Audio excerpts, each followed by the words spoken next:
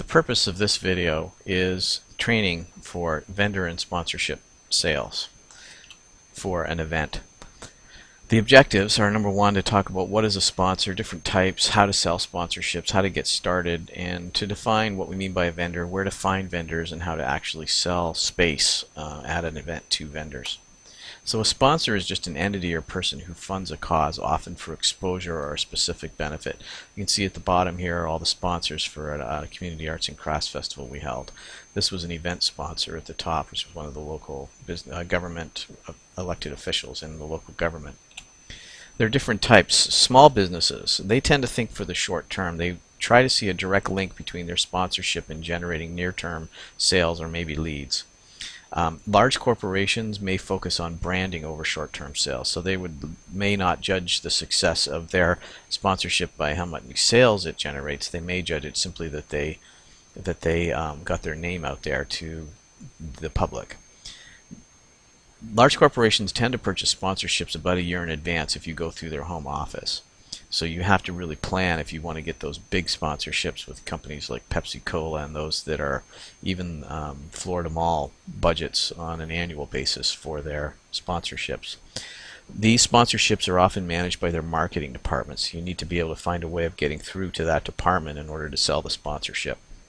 If they're approached in less than a year from the event, then you may have to go to local branches of the corporation, like if it's a large franchise, like Lowe's or Home Depot or a restaurant chain. You'll have to go to the local management, and often they will simply say our head office does all that, to kind of deflect the question as to whether they want to sponsor. But they may fund events as part of these large corporations may also fund events as part of a social responsibility program. I do want to add that small local branches of large companies, I've had greater success getting them to donate in an in-kind sponsorship rather than actually giving money. So they're not to be written off as infeasible, but they're not the first that I would go to on a local branch basis. Philanthropists are people or philanthropic organizations are ones that just have money that they want to give in order to improve society. In my experience, they're a less frequent source of sponsorships than the small businesses and large corporations. Last of all are in-kind sponsors, which I've alluded to, and those are people who are willing to, or companies willing to donate product, but they aren't willing to donate money. So they will give products, services, that sort of thing, but they won't actually give you cash. So there are two approaches. One is a target market approach, where if you have a very clear target market for the event as to who's going to attend, cold call sponsors who actually serve that market. Even though you don't know them, they will see the alignment between who you're attracting and what they sell, and then we'll see the value. The other approach is a relationship approach. You can approach businesses or individuals with you have a strong or personal relationship. So they donate to cement the relationship or to receive some other business benefit. Often they will do it just to support you as an individual, or because they want to retain your business in the future. Now, with the target market approach, I'm going to use the example of a Health and Harmony Spring Festival, which would be a health fair with music performed as well. With a product-based approach, you cold call businesses that provide health products and services, because that aligns with the Health and Harmony Spring Festival theme. But you can also go with a demographic approach. You can target sponsors who may not necessarily have health products. However, they may target the demographic that will attend. So if you're holding an event for health and music in a low to middle income area, then it's a matter of finding businesses that target that market. For example, low-cost legal services or government service entities that want to connect with the local community. Hispanic newspaper or a telecommunications company, if this is an area that has a lot of Latin-speaking people that are going to come to the event, then companies that target the Latin population would be good to approach. Maybe a used soccer equipment store, if that area is really strong in soccer, but the families don't have a lot of money to buy new soccer equipment. So this is requires really making the case for having strong demographic information, being able to quote the percent of the people in the area, and your clear marketing plan is how you're going to reach that specific target that you're trying to sell. And you may want to emphasize different parts of the marketing plan depending on who you're talking to make sure there's alignment between the demographic that you were talking about and the products and services that they target at that specific market. Now with the relationship approach, which I find is the easiest way, it's based on your personal relationships. You can see that there's 7 sponsors here, 1, 2, 3, 4, 5, 6, 7. Every one of these people had a personal relationship with the salesperson except for Florida Blue at the bottom, and that was a referral from someone who had a relationship with them. So for example, this was a place where I eat regularly. This was someone who was served on a committee with me.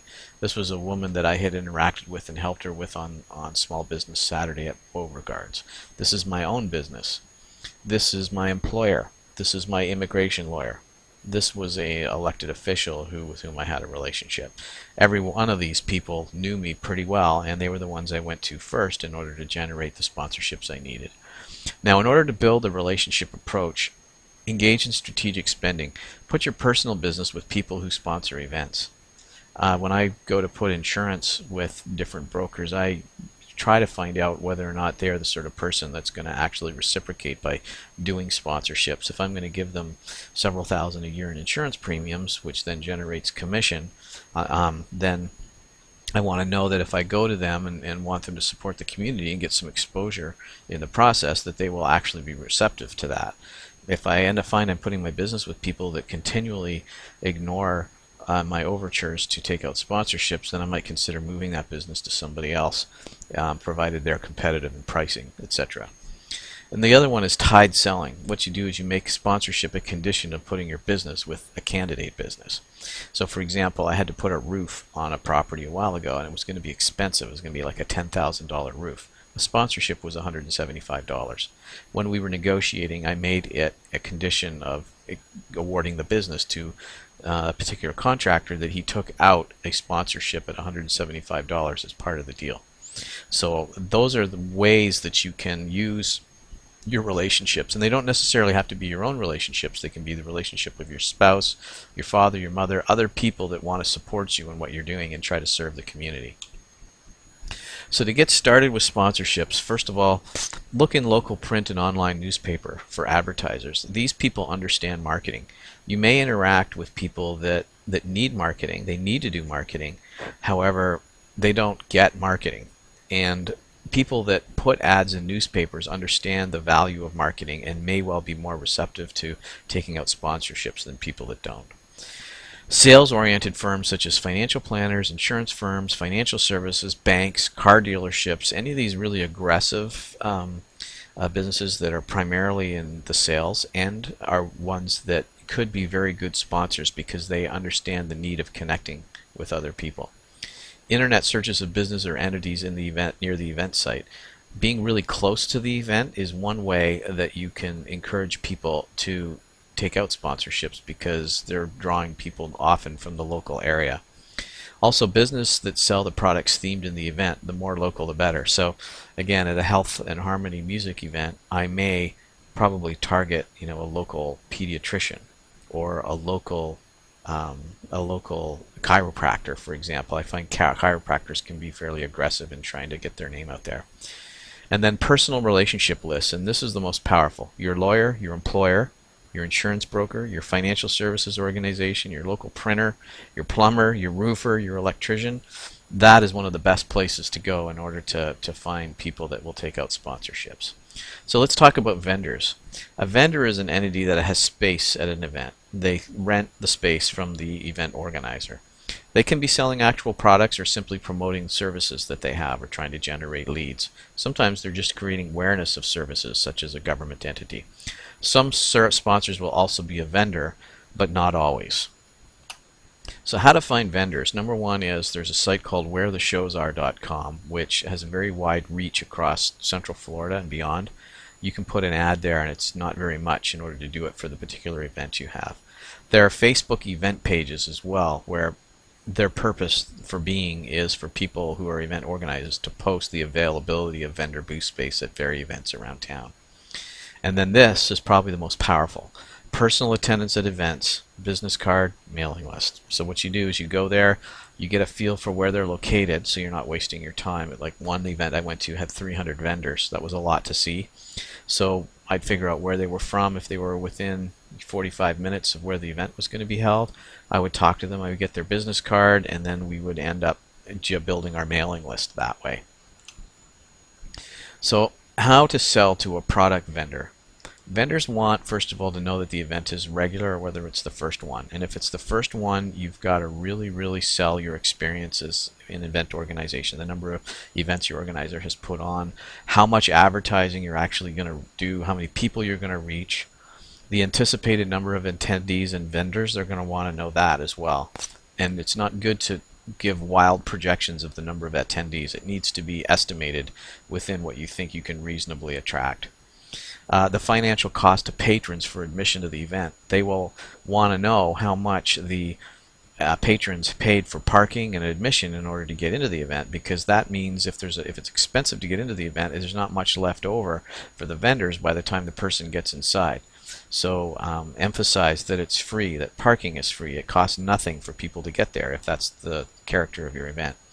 And also how easy it is to load and unload. If you can drive your car right up to the vendor booth area and pull your stuff out of the trunk and put it right into your tent without having to go a long distance, then that's better than if they have to unload, park, walk 2 blocks in order to get back to their tent.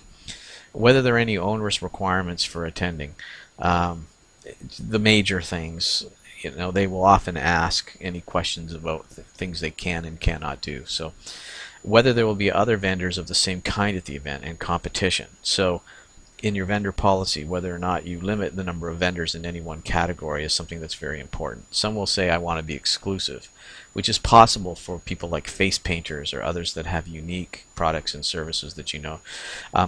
Also, they're going to want to know how to apply to be a vendor and whether there are restrictions on what they can sell, particularly food truck vendors, because again of the competition. Some event organizers won't allow 3 vendors all selling different products but all selling hamburgers too as part of their suite of products.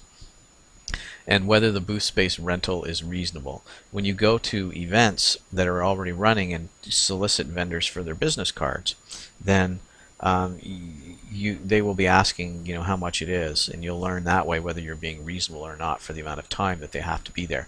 And that's another, they want to know how much time they actually have to be there, because even though it sounds great to have an 8-hour event, some people don't want to be there for 8 hours. So emphasize that they're there for as long as they are, so that they can at least make a judgment as to whether that's for them.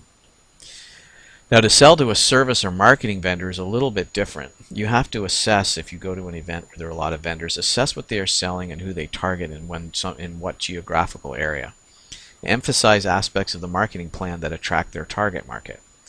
So focus also on the characteristics of your target market, demographic and geographical. So these 3 items here require you to kind of put your marketing hat on as if you're in the shoes of these service or marketing oriented vendors.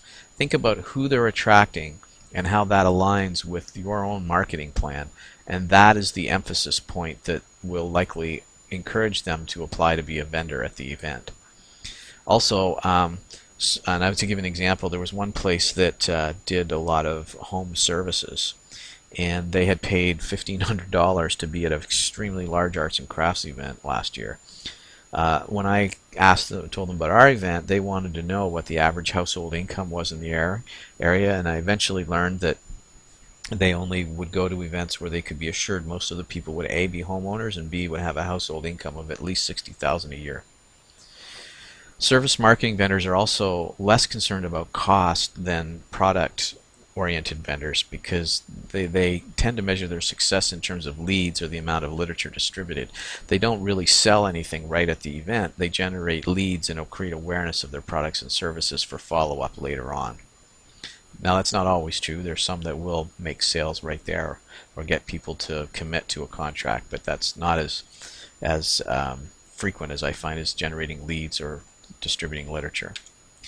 Now, nonprofit vendors is another one. Some nonprofit vendors may ask to attend for free. In fact, I found almost all of them do that. Your vendor pricing schedule should define how to handle nonprofit vendors when they call and ask to be able to attend for free. Normally we don't actively seek nonprofit vendors. We want to fill up the place with paid vendors so that we can achieve our own goals for generating funds for worthwhile nonprofit projects. However, they will approach us, and out of goodwill there's a need to agree to have them there. I would assess though what kind of a nonprofit there are. There was one that was a library that had a budget of many millions of dollars, and they were the only nonprofit that asked to be there for free. I'd be less likely to say yes, it's free than, if they were a little three-person nonprofit trying to help animals that are sick or need to be found, etc. In any nonprofit vendor, if they're asked to be there for free, they should be asked to bring something to the table in exchange for any discounts or complimentary space. For example, that they will put you on their Facebook or mailing list promotion, that they will pass out flyers to people at their church, that they will come with giveaways of some kind, maybe some branded USB drives or things that they have that they would give away anyway. Promotion of event literature at their meetings and events, so to their own membership and any other events they go to, they pass out literature about your event. And also to give personal leads for vendors and sponsors to actually help with the promotion of the event. So if they are going to get a free booth, then they do need to bring something to the table in order to help your event be successful, because we need their assistance. Now, useful promotional materials and channels is number one, a sponsorship page on the event website that describes sponsorship benefits and pricing. Postcards. If you're going to an event that is trying to drum up vendors who will buy vendor booth space, then postcards or flyers are really, really a good idea. And postcards can be purchased from next day flyers for the same price as printed paper color copies. Most sponsorships, in my experience, have been sold through email and online credit card payment processing, plus a little processing fee. Rarely have I ever had anyone take out a sponsorship by finding it on the website. There's always been some kind of personal contact, me explaining to them exactly what our marketing plan is, and then them agreeing that it's for them, and then them paying through some kind of an online invoice, or maybe your website if it has that capability. Vendors are normally sold, a vendor booth space is normally sold through an email marketing campaign, and then an application at the website, and then a payment via email and invoice on the site itself after they're approved. So email marketing has been amongst the most effective means of selling vendor booth space at these events. Some will hear about it and go to the website and will apply, but in my experience, the click-through rates are very, very high on email marketing programs in order to attract vendors. And that ends it. So I hope you enjoy. The experience of generating proceeds as a result of sponsorship and vendor booth space. And I look forward to helping you get through this process. Thank you.